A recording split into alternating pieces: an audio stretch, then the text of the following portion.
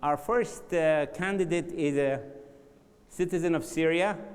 Ammar al-Hajj lived in Deir ez-Zor, and he found himself in the middle of a civil war in Syria, and he had to deal with things, and he knew Arabic and English, and he became quite attractive to media outlets, and then all of a sudden he became himself a citizen journalist. So we're going to hear a personal testimony from Ammar, and then we will move into Habib and others. Ammar. Thanks. Hello, everyone. Yeah. Okay. So first of all, my name is Ammar al-Hajj. The name I use it with Al Jazeera, but unfortunately Al Jazeera banned my real name, so say goodbye to that name. I started with the beginning of the upheaval of Rise Up in Syria. First of all, I start to organize demonstrations in Syria, but after the Syrian regime army start to invade the cities and arrest all the activists, I found myself like in another place because I'm good in English and good in Arabic. I found myself as an eyewitness. I used to make interviews by phone with several international channels like Al Jazeera itself, Arabic and English, and also BBC and other channels interesting with the Syrian revolution. Eventually, in 2012, I have been invited by Al Jazeera to recruitment, some kind of recruitment meeting, and they just give me this position to be a correspondent in the eastern side of Syria. I worked in Deir ez-Zor mainly because I come originally from Deir ez-Zor city. Also, I worked in the Iraqi border. For me, like the most important thing to do that I was the one who made the scoop about how the opposition took over the nuclear reactor in Deir ez-Zor countryside. I also worked in Aleppo for a while. In 2014, I have like an unpleasant experience. I have been arrested by the ISIL, the Islamic State. I spent like over than 100 days in the captivity, but after that I have been released in July, I think, and after that I head to Turkey. Since that time, I worked with Al Jazeera. I back to Syria for a while. After that, so your arrest made you more interested in journalism or less? Actually, I really don't know the answer of this question. When you were in jail, did you say, "What did I get in this business?" Well, at that time, when you arrested by some kind of extremists, you really lost your conscience. You are not thinking in a reasonable way. You just need to find your way out. You know that the percentage of surviving it's very low, but at least I lived with hope, and actually I'm glad to be here among you. Thank you. Thank you, Ammar. Habib runs the Beirut report. Welcome, Habib. Habib believes that citizen journalism can lead to investigative journalism. Now, many people think there is a big, wide gap because investigative journalism requires a lot of skill, a lot of information, a lot of background. Tell us why you think citizen journalism can actually help in investigative journalism. Thanks. I think it has helped and is helping. It's not just citizen journalism. I think it's citizen activism, and it's not just individuals. They're activist groups, and so it's almost like citizen media and not just citizen voices. And some of these groups have been able to dig deeper on issues that we cover kind of very superficially in the mainstream media. They've been able to kind of pose questions of, engineers, lawyers, professors, urban planners, architects. These are the kind of activists in Lebanon that are actually going deeper and looking at, structural questions about, where contracts are being handed out to, and the kind of leaks that these activists have been able to produce. Habib, I'm going to cut you off. You use the word activist. Yes. Now that's kind of a bad word for journalists. Why would you trust the words and talk of an activist? Isn't that kind of the contrary to journalists who are supposed to be neutral, who are supposed to be dispassionate? Well, I don't think journalism is neutral, first of all. Okay. I think, activists are sources for journalists. They're experts. Okay. Some of these activists, we're not talking about hippies here. We're talking about people who actually know about government, know about the workings of government, lawyers who've been able to actually unveil problems with laws that journalists wouldn't be able to know about. There are actually NGOs in Lebanon that are lawyers' collectives that have been able to, for example, uncover the fact that politicians signed a law in 1989 in Beirut that privatized the coast of the country. And this law was actually unconstitutional. It hadn't gone through the right channels, it hadn't been signed by other authorities, and all of this investigative work was done by the lawyers group. And that work helped us motivate us. So it's not just relying on a post or an activist movement, it's using that information to pose new questions we haven't been able to ask before because we lack that kind of expertise. And that motivates journalism. So because an activist group will be talking about an issue or a law, that motivates us to go and investigate that issue. But we were told journalists are supposed to be generalists, they're not specialists. You're talking here about a niche, city planners, lawyers, environmentalists. Are you saying that we need to develop the journalistic skills among these specialists? I think we need journalists that know what kind of questions to ask and have the expertise on those issues. I think generalism is really a problem in journalism. In Lebanon we talk about akhbar al-siyasa, political news. And this just basically means the soap opera of characters, where they went today, who they visited. We don't ask questions about the voting records. We don't ask questions about the contracts, the conflicts of interest of these. We don't really dig deep on these issues. I think you need that kind of expertise. You need to look at those kind of experts and have beat reporting. What we lack is beat reporting often, I think, in our region. We don't have people who know the right questions to ask about the electricity sector, why there's no electricity, the water sector, the telecom sector, digital rights, etc. You can go on and on, public property, real estate development, land development. These kind of topics require very specific questions and not just walking into a press conference and asking a minister, hey, how are you doing? What's the problem here? That's the question he loves to answer. He doesn't want to answer a question though when you say, well, 3 years ago you signed this contract and you voted for this. What happens to that company? How are you related to that? That's the kind of specific question you need to get down to. And activism, professional activism, let's say professionals who are activists and citizen journalists, and having these kind of media collectives that publish information, they're able to motivate us to look at those questions. Thank you, Habib. So we've heard from Syria, from Lebanon. Joe, you come from Ireland. You run Storyful as a European editor. Yes. What do you do with passionate people, activists, and you're working with establishment media which wants to get to the facts? Yeah. How do you deal with that? Well, I suppose, just to follow on from what Habib was saying, a lot of what we do, to explain a little bit about Storyful, first of all, for those of you who don't know, we're the world's first social media news agency. What we try to do on a day-to-day basis is to track down the compelling, primarily video content that's being shared all over the world by, a guy with his smartphone. He captures a significant moment and puts it online. What we then try to do is interrogate that source, interrogate that piece of content. Again, it's about asking the right questions, I think, finding the original piece of content, speaking to the person, authenticating that story, and then acting as a conduit for his story to get out to the mainstream media. So you're the bridge between the passionate and the activist and the professional? Yes. It's a hard job. How do you, if somebody sends you a video with gory details, very powerful, and it's strong, but you don't know when it was filmed, who filmed it, what's the circumstance?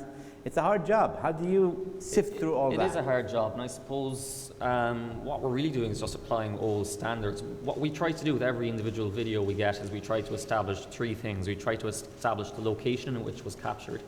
To do that, we might use satellite imagery. We might look for visual hints in the video. Let's say there's a minaret in the background there. Can we find that same minaret using Google Maps satellite imagery, thus establishing the location?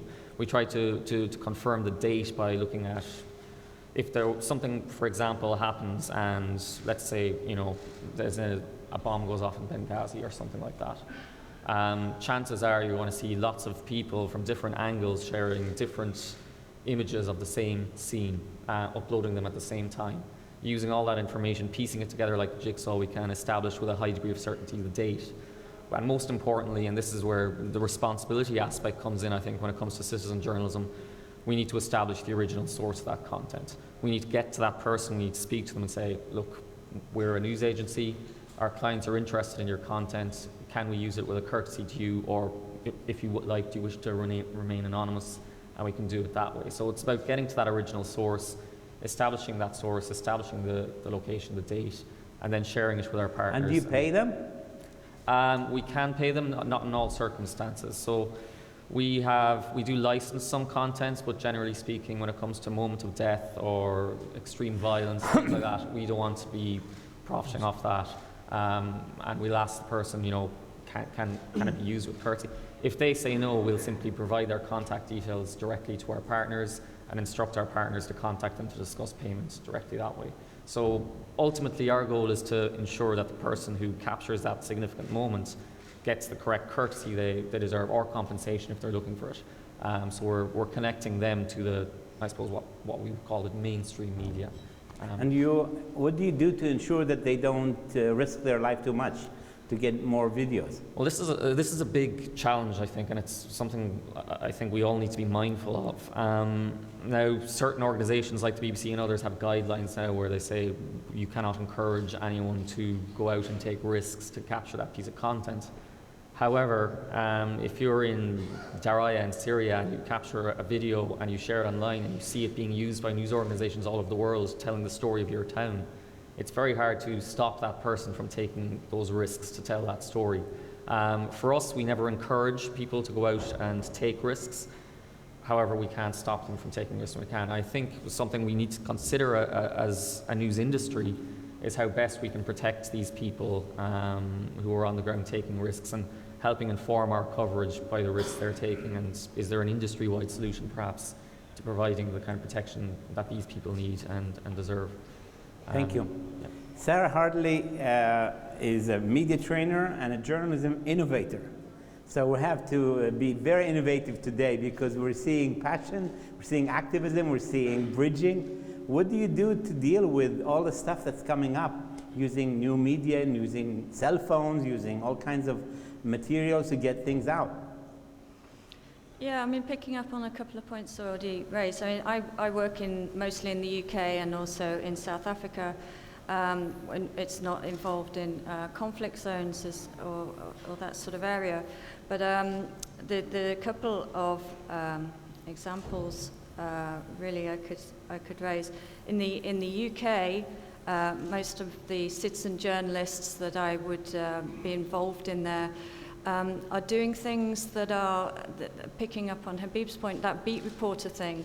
They are actually the media or the news organisation in some areas because of the diminishing local and regional media.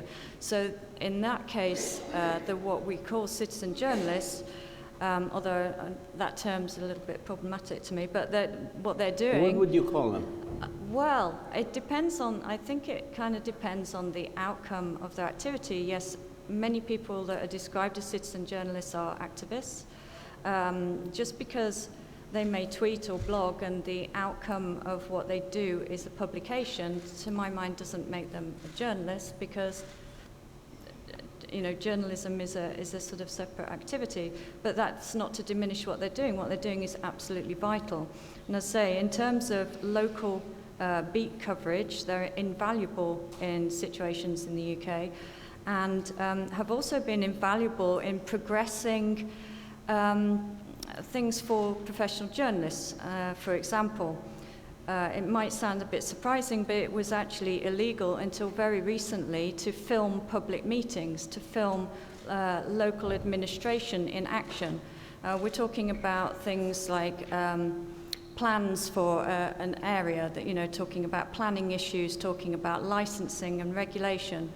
And because of the rise of use of mobile phones and all this, people were actually being arrested by doing nothing more than going to their local town hall and filming what was happening there in a public meeting. This situation really, what we call citizen journalists were moved to do something about, and were actually fundamental in getting the law in Britain changed on that. as just one example of the sort of campaigning that they're doing, which would also help professional, and does also help professional journalists.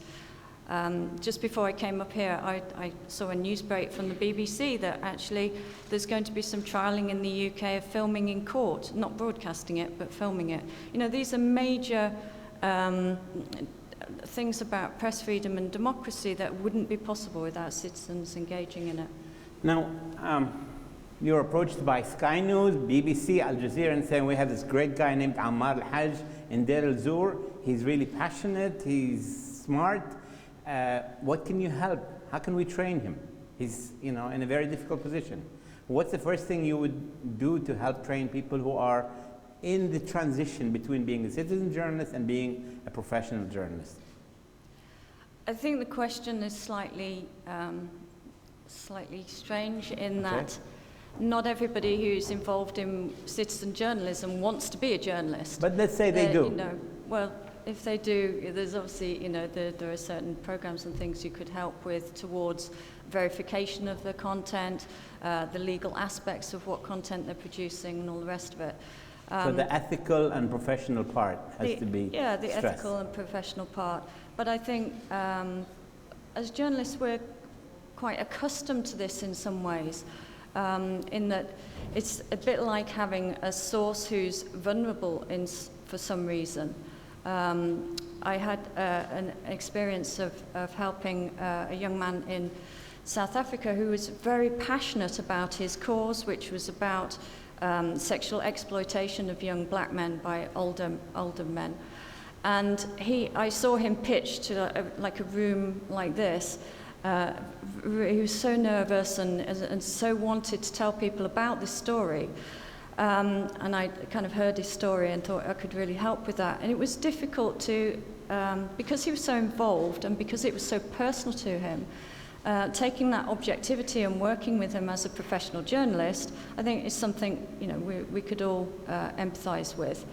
And it's the same with activists to some extent. There is bringing that objectivity to it, but there's still the empathy and protection of your source to think about too. Thank you. Ammar, you were in that position. You were giving interviews, and then obviously you were arrested, but then you wanted to become a professional journalist. Yeah. What happened? Tell us your story. Well, first of all, as I've said before, I used to work as an eyewitness, and I was very interesting to be as neutral as I can, far away from overing and maybe give false information. Who taught you to be neutral? Whose idea? Well, that's my consciousness. Huh? It's starting from me. Really? Yeah, it's my duty. I'm like standing for a fair cause. So I don't need to I don't need, to lie or giving false information to begging the empathy and sympathy from the international society. I just need to tell the story as it's happened, to see innocent children to be killed. This is something should be empathized and sympathized with. So I start to work in this mentality and ended as a professional. I'm working as a professional correspondent with Al Jazeera as a crew. So that was the path I took. And I really didn't think about being a journalist in any stage of my life. I graduated from Faculty of Economics. I far away from this. You were going to be a businessman. No. I'm good with journalism now. And tell us a story. You had to verify a story about hunger. Tell us what happened. How did you verify what happened when you were presented with a story that you weren't sure about? Okay, so I do have this, something happened with me, and we talked about it before. So now in Deir al-Zur city is besieged from two sides. The one from the ISIL, it's forbidden to entering food and supplies to the city, which is under not all the city. Under siege? Yeah.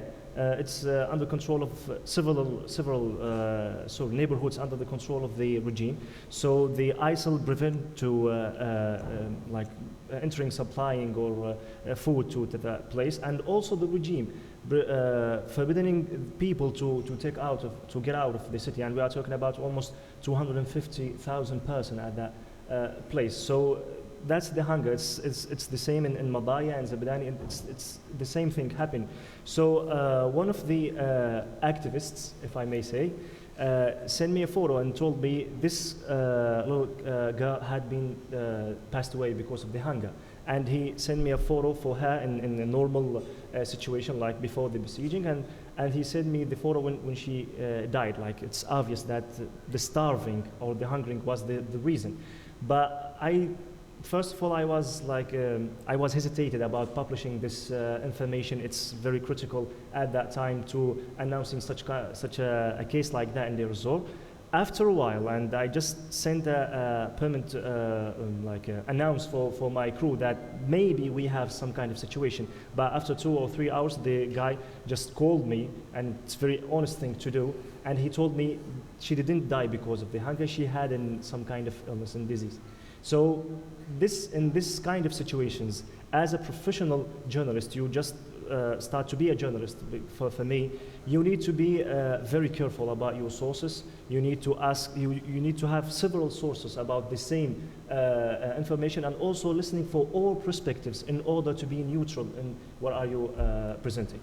Joe, you would have somebody like Ammar with cases like this. You know, let's say he didn't go through the verification that he did. He brings you a picture. This girl looks very healthy, and another picture looks very thin. And the claim is she died of starvation because ISIS didn't allow food in. How do you deal with it? Well, first of all, I mean, the first thing I think, when you're presented with any piece of content like that, it's very important to find out who was behind the lens taking that photo. Often, if you can find that information out, the rest kind of can fall into place. If you can't establish the provenance of a particular image or video, it becomes very, very difficult to authenticate that story. And that's why, you know, as part of our processes, finding the original source is one of the 3 key things you must do. So in that context, I mean, the first approach would be to try and figure out or find out who took that photo. Perhaps they don't want their name to be released, and that causes problems, and that causes difficulties because you're presented with this in isolation. You don't have a provenance, you don't have the source. You can possibly get some context around it, but ultimately, there's not much you can do because you won't have permission to use that from the original content owner. So that would be the first step we'd take with any piece of content we see. Just on another point, and just the terminology, and Sarah mentioned sure, the problems of the terminology of citizen journalism. I suppose, you know, there are 2 types of things we're dealing with at Story. One is maybe what you might call citizen journalists, activists, you know, semi-professional, I suppose, people who are sharing their stories. Much more often you're dealing just with eyewitnesses. People who were in the wrong place at the right time, for want of a better phrase. They have no ambitions to be professionals, they have no ambitions even to be citizen journalists as we would describe them. They're just in the moment, and, you know, they have no experience of dealing with the media. They don't know the consequences of necessarily saying yes to BBC or Al Jazeera when they want to use their content. And I think we have to be very, very mindful that certainly when we're dealing with citizen journalists, and someone like Ammar would have a deal of experience in dealing with the media at that point and would have felt comfortable in doing so. Right. But for most people, it's a completely alien world. And I think we have to be very mindful of the fact that when we do speak to these people, that we're not encouraging them to take risks, that they understand what they're getting into. I remember very clearly during the Westgate siege in Kenya, there was an eyewitness tweeting live from the scene. And I won't name the organizations, but a number of different organizations were reaching out and asking him could he take video, could he take photos. Now this was a guy right at the heart of the scene, an incredibly dangerous situation.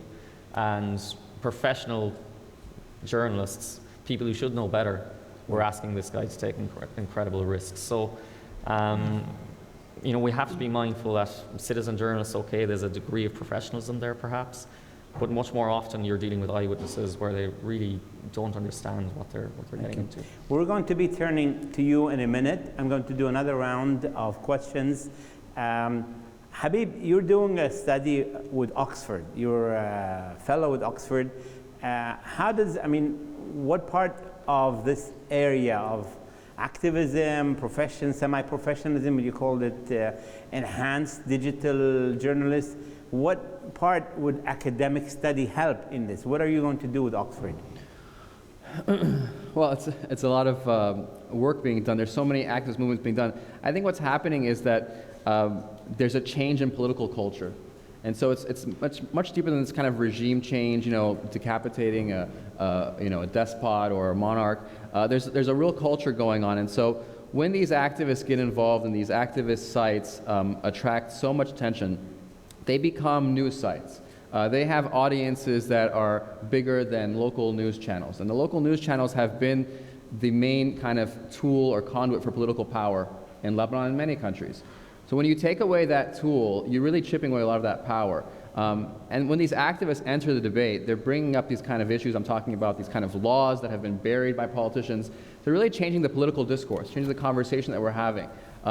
They're enabling dissent. They're simplifying dissent. They're making dissent more accessible. People can participate in critical thought and dissent in new ways. What's most interesting in Lebanon is we have a sectarian political system in Lebanon. This system has very archaic political parties, feudal parties. You can't just join a political party and have your voice heard. Now these organizations, they're not really organizations in the sense that we think of organizations. We have to kind of change the way we think about organizations. These are groups that don't have government registration. They're not NGOs. They're Facebook groups. But they can have more impact than a political party.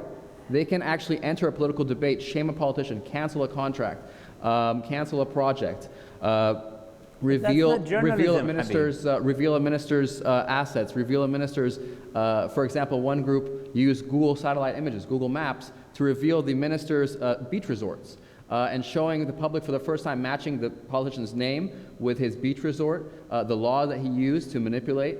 That is, I think, reporting. But that's no more activism than Save the Children issuing a press release. That's different. So? No? How so? What do you mean? I mean, professionalism and journalists has different aspects. I mean, this is one aspect of changing, impacting society, but journalism is not just about impacting. It's about giving the information in an accurate, professional, balanced, and contextual way. That's not, there's no context here. I'm trying to understand. There's no context. I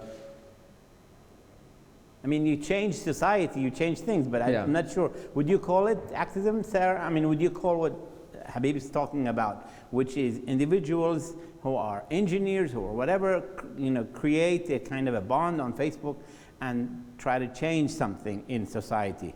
Would you put that as a professional journalist in the category of journalism, or would you put it in something else? I think what we're talking about here is what the internet has done to this process is really changed the distribution model. So when we talk about somebody who's a citizen journalist or whatever they are, having a large amount of followers, they've got therefore a large amount of influence, therefore they can get to the top table with the politicians, therefore. You're looking at that versus a journalism which is struggling to find its it's still got open to it the same amount of distribution routes, but it's struggling to find its level for impact. And I think as journalists, we have always measured ourselves on impact, but before it was easy to control that distribution route. Now it's obviously not easy to do. And other people can do it more effectively, perhaps. But I think perhaps we should check ourselves and judge ourselves against the amount of impact that is had by that piece of information. Daoud, can I just add? I mean, I think when you say we report facts, I think that not all facts are evident. I'm sure the facts are correct. There are facts that you need to dig up. Whether they're in the context. I mean, the question, I have no doubt that the facts that these engineers are producing are facts. The question is, what's the context? What's the other point of view? What are we missing as journalists? Because otherwise, I mean, maybe, is that what we want? I mean, I think sometimes we're not digging deep enough. Sometimes we don't have the skills to dig deep enough. Sometimes we don't have the access to these kind of issues. We don't have the access to actual physical areas. Media organizations are very small in Lebanon. They don't have the resources to do long investigative work. So they're whistleblowers more than journalists, maybe, Sarah? Not necessarily. I don't think so. I mean, I think there are lots of instances that Habib's talking about of where journalists are working with activists for the end result. But there are also, there's so many actors in this field now. That we can't just say that journalism is the only messenger of truth. Sure. You know, there are plenty of other organizations that have roots into being able to tell their stories, and they're not necessarily partisan stories. They can Does be it need to be balanced. regulated? Do we need to have a code of ethics? Do we need to have something that joins us all together, that we accept that as the basis, minimum basis? I think that would be incredibly difficult on a global basis in the global world we live in. But I mean, I'm going to ask this to Ammar. A lot of people who've been filming, often risking their lives, have totally no protection, are often taken advantage of by companies. What can we do to protect these people, very vulnerable people? Well, maybe for me and my colleagues in Al Jazeera, we became a professional correspondents, and we all have our insurance and rights and whatever. But for the people who still working in a very passionate way, if I may say, and so many of them have spent often their lives, so many of them dying during covering the situation. Well, the problem is that these people, they are working as a freelancers, so and in several associations and NGOs and also agency, but unfortunately these people don't have their own insurance or any kind of covering, so they are taking the responsibility by their own, which is like something very difficult in Syria. And if I may give them tips of advice, I just want to say that no footage, no photos, and not even a video worth your life. Just be safe as much as you can. I know that there's dozens of threats not mentioned about the barrel bombs and shielding, bombing, and also we are talking about the kidnapping, the persecutions, and something like that. So be neutral as much as you can, and maybe you could offer yourself a protection. I just want to say, eventually, when I was in the captivity, beside my fathers and parents praying, that which helped me, also the neutrality that I have been practiced and learned by Al Jazeera. This is something helped me really, because we are in Al Jazeera, we are not analyzing, we are not criticizing any kind of troops, even ISIL. We're just describing the situation, nothing else. Joe? Well, just to go back on a couple of points, we spoke about citizen journalism. The title of this panel is The Responsibility of Us as Professionals to Citizen Journalism. I think one of the responsibilities is that we interrogate the work they do and apply those professional standards of journalism to it. So when people Habib knows in the Lebanon are doing reports on these beach resorts, that we as a professional institution are coming in there to rigorously check and make sure that what they're saying is correct. So, and you mentioned about regulations. I think, again, when we're talking about regulating citizen journalism, we're the regulatory body really as professionals.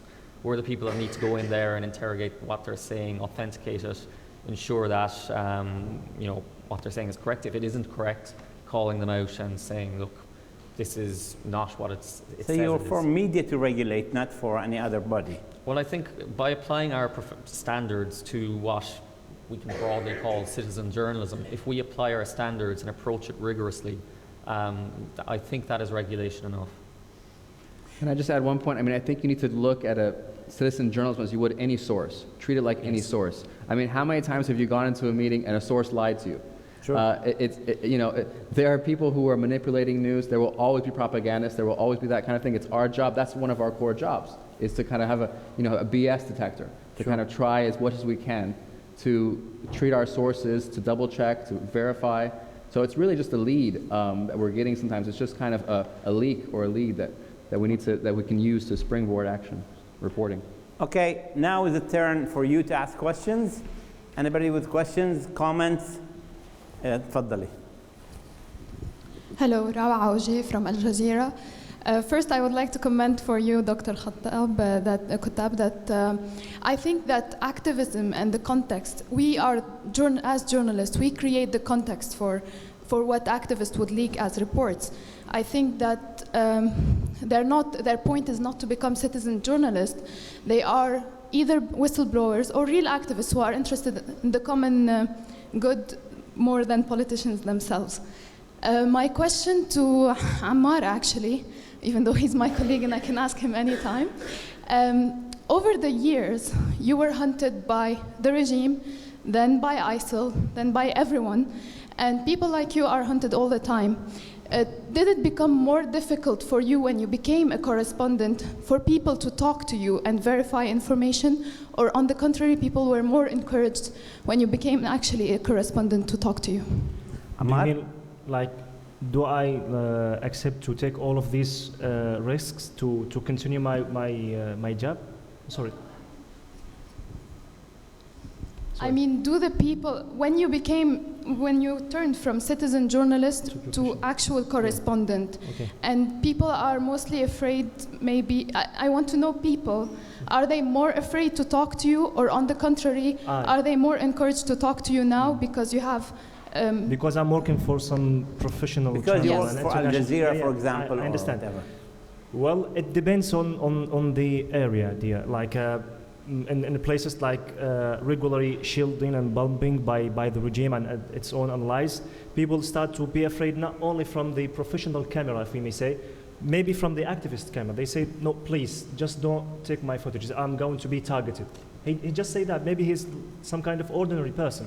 So yes, sometimes it's make it difficult because people start to like the local channels and local social media interest with the revolutionary stories or news. So yes, sometimes it's difficult to have a statement or a voiceover whenever, a soundbite from ordinary persons when you are working with some kind of professional association.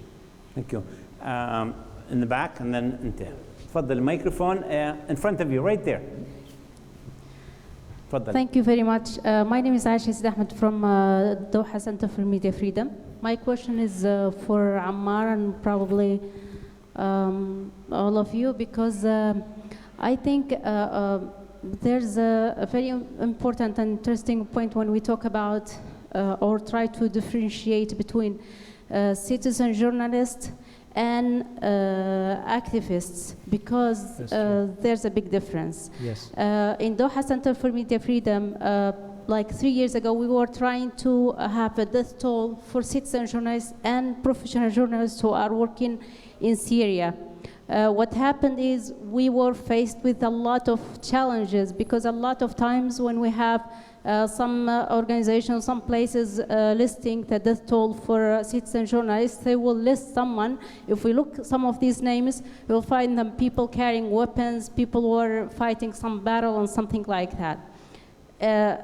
Your question. Yeah, my question. In a situation like this, where people are really, it's really difficult for them to just be neutral and not to take any sides, how can you tell this person is not trying to manipulate the truth and a citizen journalist, or this person is working for a certain agenda and he's not taking the same distance from both parties? Well, first of all, even if I, not for me, for like any ordinary activist was interested with the Syrian revolution, as an activist, once you try, or a citizen journalist, once you decide to go in this path, you need to make sure, even if you are not a professional journalist, you need to make sure that you are neutral.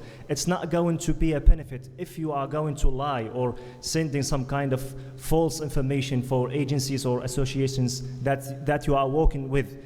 And it's hard, yes, I do agree with you. If you start to start as a citizen journalism, and after that, a journalist, and after that you became a professional. It's hard to separate between your background, even especially when you have some kind of fair cause. Like you need to be neutral as much as you can, and you can if you have the ambition to.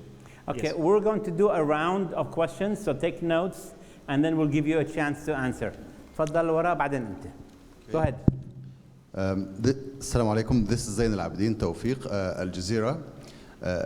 My question actually is about the role of news organizations in protecting the sources of news. Of course, we are all here concerned about this, the safety of all on the ground, on the field. But we are faced with a dilemma. There are, of course, more vigorous organizations in chasing the news than others, and in doing so, there is an inevitability that someone might get hurt, as in all messy situations. So where we stop as organizations, as news organizations, and chasing the story.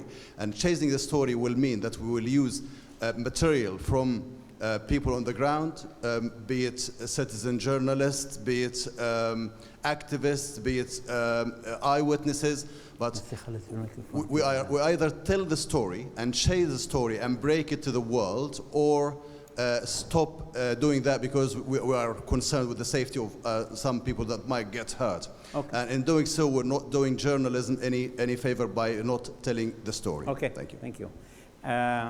معلش انت جزيرة لا. You work for Jazeera? We just need to have different voices. تفضل. Let's have voice from the university then. There we go, university voice. My question, are we about to close universities, faculties, and Institute of Information and Communication with the rise of citizen journalism? First question. The second question, how you foresee the future of citizen journalism? Then the third one. Whoa, that's a big one. It's hard to answer that. Yeah, it has to be a short one. Why citizen journalism is more popular in less developed and less democratic countries, and what about ethics and regulation? Thank you very much. ورا اعطينيها. تفضلي. Malak Shappoun, I work for Al Jazeera Center for Studies. And my question is about the terminology of activism, or actually it's more of a comment, and I'd like to hear your feedback. The question is, you hear the word activist and you hear the word citizen journalist. And I feel like in mainstream media, a lot of times, because someone is a citizen journalist or an activist, their reports or their credibility is seen as less. So if you could address this, have you experienced this? Have you felt like as a citizen journalist, maybe your credibility is seen as less than a regular journalist? Thank you. Tfadal, go ahead. Hello. Ben Hicks from the Guardian Foundation. It relates to, there's a general theme of these questions about what makes a media activist and what makes a citizen journalist. And I disagree with a point made earlier that there's a very significant line. I don't think there is. I think in some countries, particularly in closed societies, just by writing, you become an activist. Just by telling the truth, you become an activist. You don't need to be... So truth is no protector. No, exactly. So I think journalism in itself becomes a form of activism in certain cultures. So I'd like to ask, I don't really know what the question, my question is really about where do newsrooms draw that line when they're working with people? And also, what is that, I think we sort of covered this a bit, but what is the duty of care? How far should newsrooms go for those individuals putting themselves at risk? Okay. Tfadal. Yes.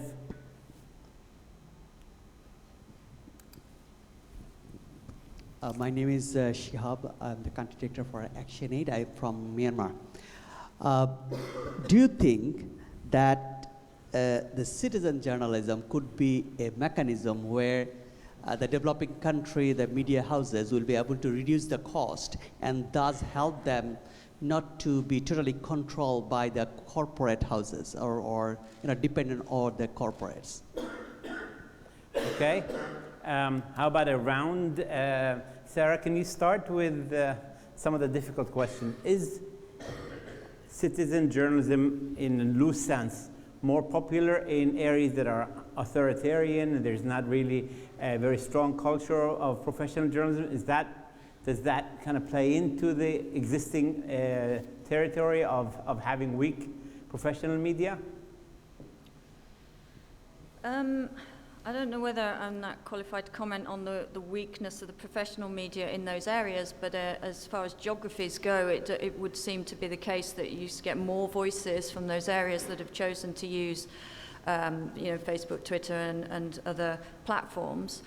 I think that all the questions seem to kind of relate slightly about what is a citizen journalist and where the line is drawn, and whether the media should treat people differently if they're writing or tweeting or taking pictures or whatever.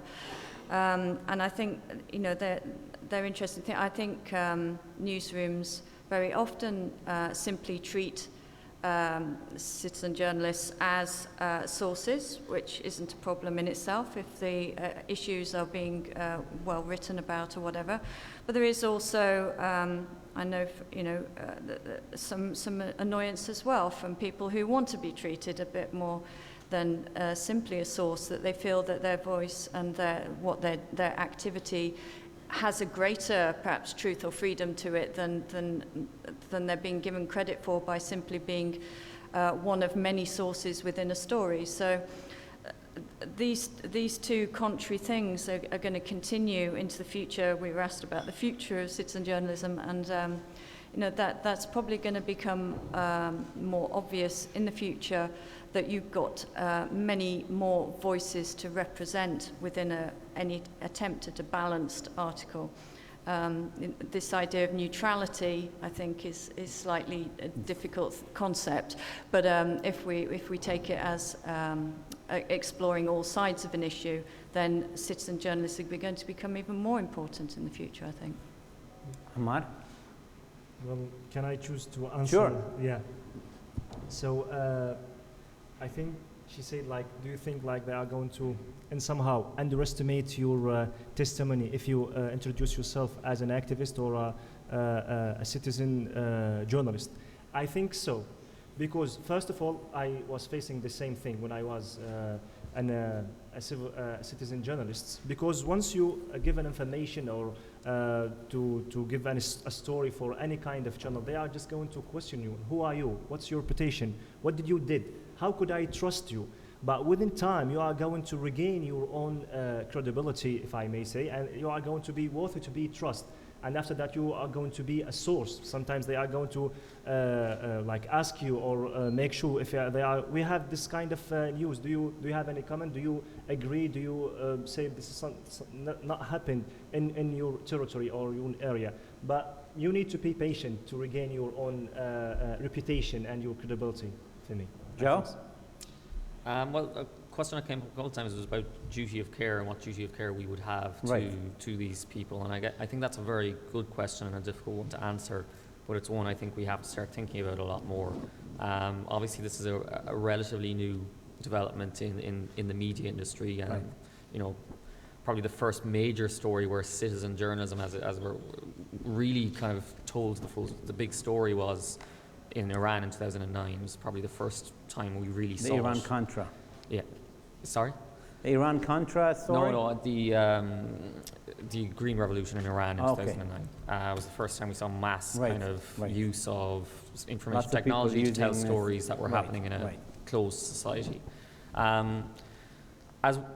I think it's fair to say that news organizations are becoming more and more dependent on what you might call citizen journalists or eyewitnesses. Eyewitness content is, if you turn on any news broadcasts at any point during the day, you're going to see eyewitness content there. So as we become more reliant on it, we need to start thinking of how we can look after these sources, I think. And perhaps there's some kind of industry-wide solution or institution where big media organizations can come together to set up an organization which can provide support and both legal and otherwise to citizen journalists.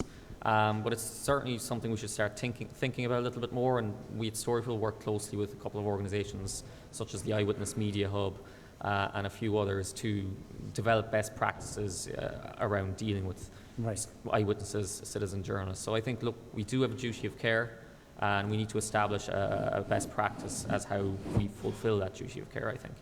Habib, you're moving from journalism to academia. Maybe you can answer our professor. Where is the...